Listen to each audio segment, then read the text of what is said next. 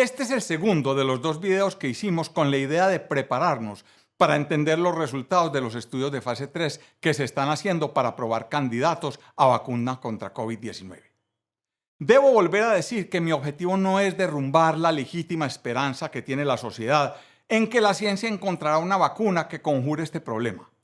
Lo que me parece de la mayor importancia es aclarar temas relacionados con este asunto para mirarlo desde la perspectiva correcta. En el primer video nos dedicamos a entender el riesgo relativo y el riesgo absoluto y la importancia de que los futuros resultados de estos estudios se expresen de ambas formas. En este video vamos a mirar con cuidado el protocolo de fase 3 del candidato a vacuna de la compañía Moderna TX Inc., lo que nos permitirá entender la forma como se estudia un candidato a vacuna y los tiempos y posibilidades que dicho estudio implica.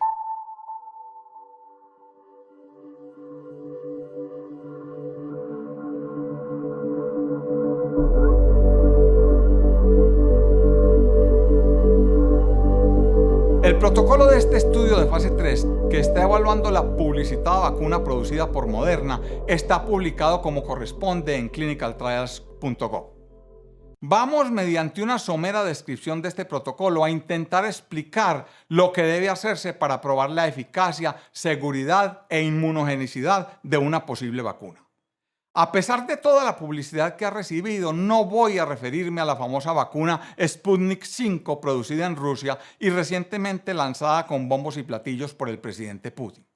Y no voy a referirme a esa vacuna no porque no crea en ella ni porque desee que fracase, sino porque no he podido encontrar publicados ni su protocolo ni los estudios de fase 3 que la soportan.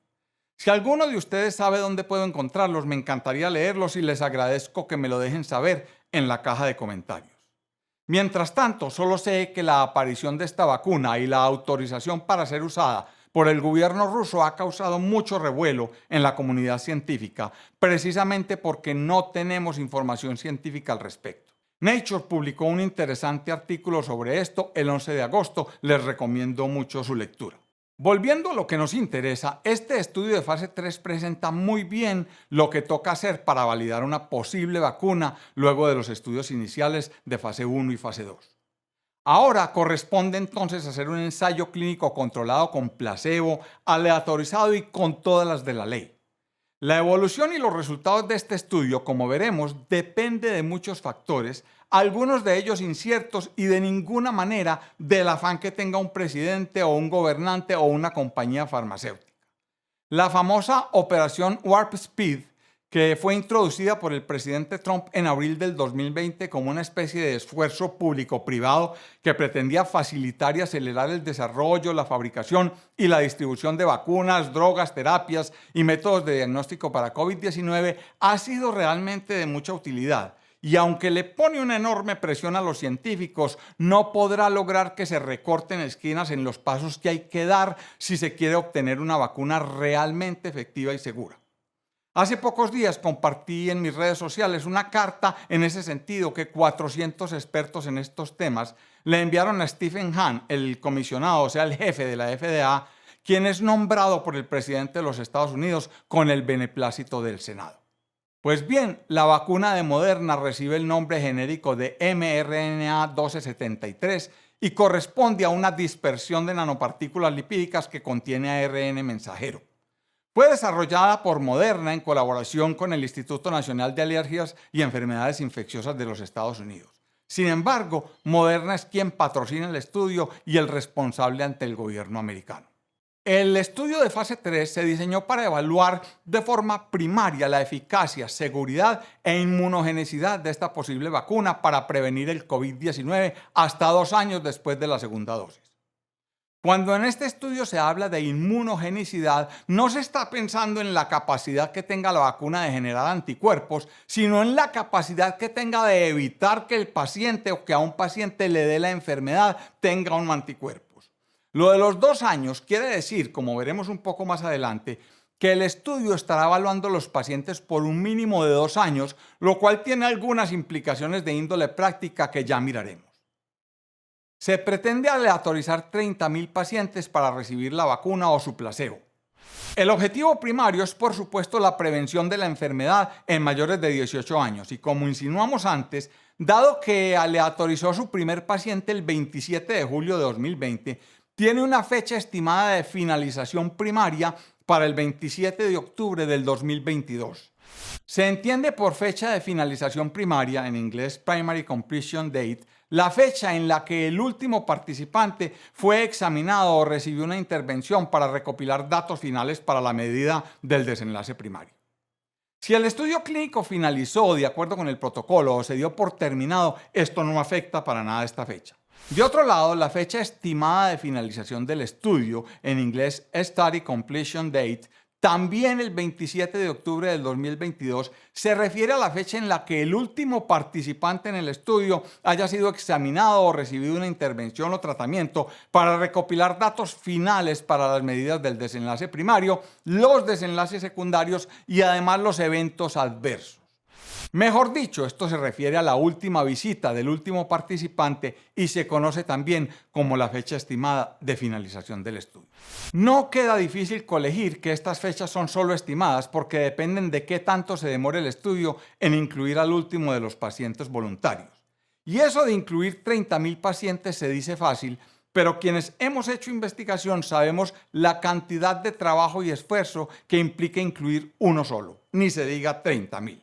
Lo que esto de las fechas quiere decir es que así el estudio resulte una maravilla para la vacuna, incluso si es terminado antes de tiempo porque se demuestra una ventaja absoluta de la vacuna sobre el placebo, los eventos adversos deben controlarse por un mínimo de 2 años debido a que una vacuna puede, al menos en teoría, tener eventos adversos serios mucho tiempo después de aplicada.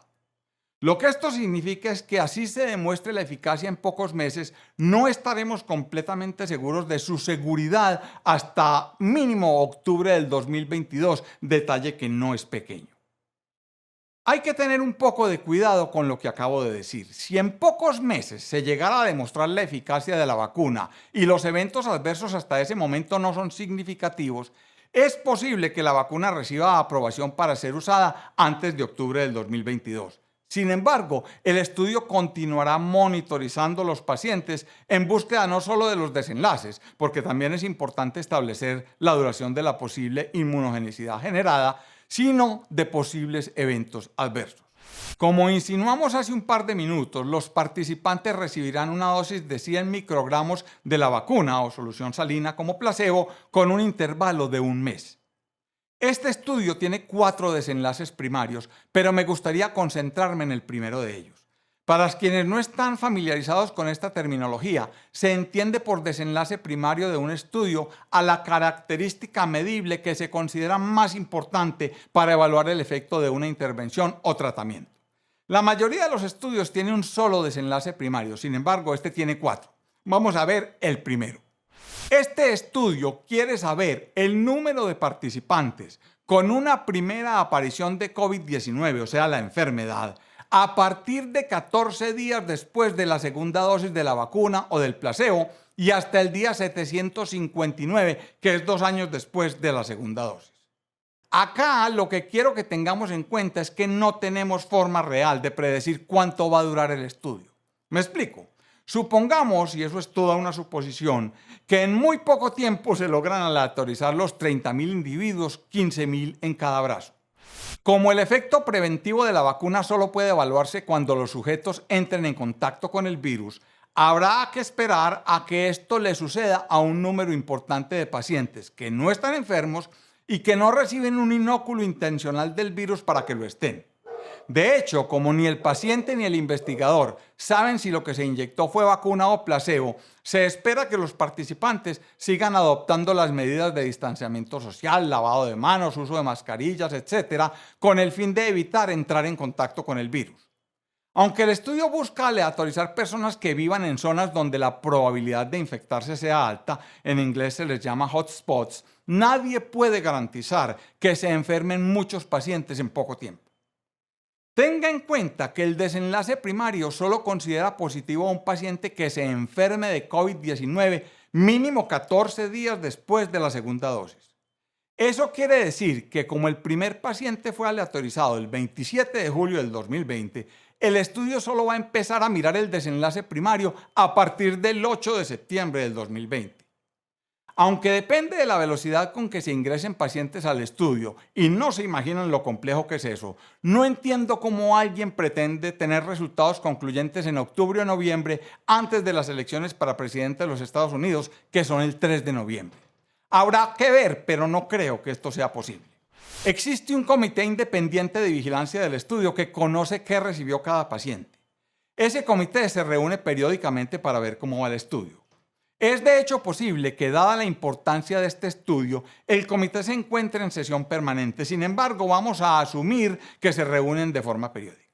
Si uno cree que la probabilidad de enfermar para el grupo placebo es igual a la de la población general, entonces, si a la fecha se han enfermado en los Estados Unidos 16.031 personas por millón de habitantes, una regla de 3 simple nos diría que deberíamos esperar que se puedan enfermar aproximadamente 240 personas en el grupo placebo.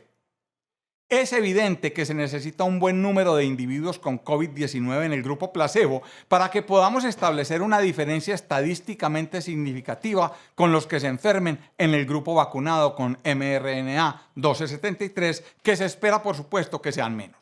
Tengan en cuenta que ninguno de los participantes se va a infectar con el virus a propósito. De hecho, podrían no enfermarse un número suficiente. Imagínense entonces este escenario. El Comité de Vigilancia del Estudio se reúne, digamos, el 8 de septiembre, fecha en la cual solo podrían verificar el desenlace primario de los pacientes ingresados el 27 de julio, que estoy seguro serán muy poquitos, si no es que solo uno, el primerito. En esa fecha, el comité mira entonces los eventos adversos de los pacientes aleatorizados en ambos grupos y programa una nueva reunión, digamos que para el 22 de septiembre, que es 2 semanas después. Y en esa reunión revisa cuántos pacientes del grupo placebo se han enfermado. El estudio podría correr con la suerte de que muchos de los pacientes participantes del grupo placebo hayan desarrollado COVID-19 para esa fecha. Sin embargo, lo más probable, lo esperable, de acuerdo con la forma como viene comportándose la epidemia, es que pasen meses antes de que se enferme el número suficiente de pacientes en el grupo placebo como para hacer un análisis estadístico que permita establecer la eficacia de la vacuna. Podría incluso suceder que nunca se enfermen suficientes pacientes en el grupo placebo, con lo cual el estudio fracasaría. Esta última frase no es una locura, pues asumimos que las personas se van a infectar basados en la forma como el virus está circulando hoy. Sin embargo, es posible que la epidemia solita empiece a descender en los Estados Unidos en los próximos meses, con lo cual también desciende o descendería la probabilidad de que se enfermen los pacientes del grupo placebo y por lo tanto se complica más el tema del poder del estudio. Los otros 3 desenlaces primarios tienen que ver con la vigilancia de los posibles eventos adversos de la vacuna. Vamos a dejarlos así por ahora, diciendo solo que si se llegasen a presentar muchos eventos adversos en el grupo mRNA 1273, el Comité de Seguridad podría suspender el estudio sin que la vacuna pueda usarse. Uno no ve este escenario muy probable porque los estudios fase 2 demostraron la seguridad de la molécula y sería por lo menos extraño que aparecieran nuevos y sorprendentes eventos adversos. Sin embargo, si se miden es porque pueden aparecer. En el estudio se han considerado también 10 desenlaces secundarios que se pueden consultar en la referencia 1. Estos desenlaces tienen que ver con la ocurrencia de COVID-19 severo, con la ocurrencia de infección asintomática y con la titulación de anticuerpos circulantes. Los criterios de inclusión y exclusión del estudio son muy estrictos. Pueden consultarse en el protocolo si desean los detalles. Lo importante para este video es que se comprenda que conseguir los pacientes para esto es una tarea titánica que necesita no solo de un gran presupuesto, sino también de la participación de cientos de personas, de una logística descomunal y de un poquito de suerte, pues es perentorio que se enferme gente del grupo placebo o el estudio no habrá tenido sentido. El objetivo de este video ha sido hacer una somera descripción de este protocolo para que médicos y ciudadanos puedan comprender la magnitud del reto y las incertidumbres asociadas a él. Dicho de otra manera, para que se comprenda que el asunto no es solo de dinero y que no es posible acelerar los resultados por orden de nadie. Algo muy similar sucede con los otros candidatos a vacuna que están siendo estudiados en fase 3. Es posible que se encuentre una vacuna segura y eficaz para prevenir la COVID-19. Sin embargo, es muy probable que esto tarde un tiempo y que incluso cuando tengamos resultados, las cifras de contagio hayan bajado significativamente siguiendo el comportamiento natural de una epidemia. Mientras tanto, lo que hay que hacer es seguir las medidas de distanciamiento social, lavarse las manos, usar mascarilla y acatar las recomendaciones de las autoridades competentes. No es una buena idea descuidarse pensando que pronto tendremos una vacuna que nos va a salvar de la COVID-19. Esto ha sido todo por este video. Si les gustó, no se olviden de darle like, de suscribirse al canal y de activar la campanita para que YouTube les avise cuando suba un nuevo video. En las esquinas les dejo también videos relacionados que podrían resultarles de interés.